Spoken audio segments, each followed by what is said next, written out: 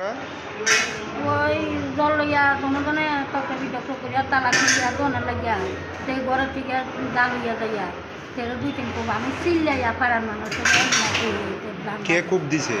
বাতিজা তেরোলা। আচ্ছা, বাতিজা হ্যাঁ, 4টা কোপ দিছে। কি দিয়া কূপ দিছে? দা দিয়া?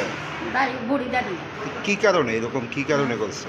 উদ্দা লাগে সে নেশা করে, যে বাতিজা নেশা করে, কি নেশা করে? গাঁজা গাঁজা গাঁজা খায়। এই কোনো তর্ক বিতর্ক হয়েছিল? না, কোনো কিচ্ছু হয়েছে না। আমি টিফিন লই আসি চা কোনো খাম নেই।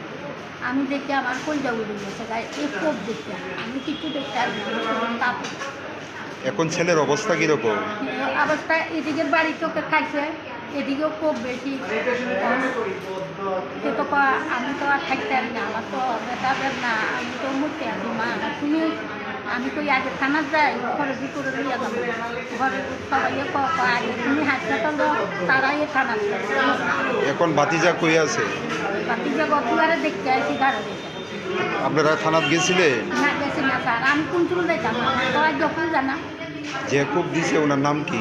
সঞ্জিত হ্যাঁ, রাকেশ দত্ত। বাড়ি কোন জায়গায়? বাড়ি এক লোকে এক বাড়িতে। আর আপনার ছেলের নাম কি? এটার নাম হচ্ছে সঞ্জিত দত্ত। বয়স কত ছেলে? 30-35। বাড়িটা কোন জায়গায়? বাড়িতে হচ্ছে শ্যানপাড়া নন্দ শ্মশানটার থেকে বুঝতে জায়গা সামনে নন্দনগর সেনপাড়া। নন্দনগর পাড়িয়া শ্যানপাড়া।